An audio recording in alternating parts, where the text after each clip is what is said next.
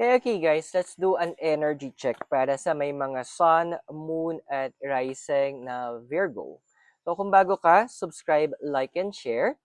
At kuha tayo ng cards mo, Virgo. So, we have una is the Ten of Swords and also the Knight of Cups.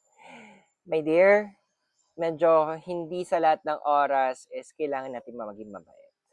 Yes, may mga moments na kailangan ilabas mo na yung sungay mo para maitama yung mga kailangang itama.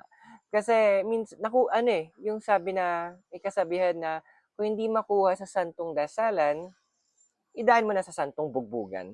Well, andito kasi yung point na, yes, andoon na magbuha ka masama.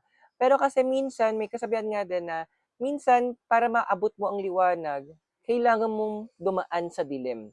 Para ma-appreciate mo din ang kagalingan, kailangan mo maranasan paano magkasakit. So, ito na yung moment na para makuha mo kung ano yung tama, minsan kailangan mo maging masama para magawa yon.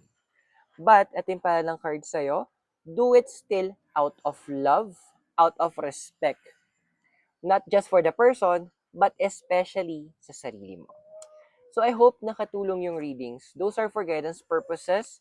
Use your free will wisely. Kung bago ka, subscribe, like, and share para magkita tayo sa mga next videos.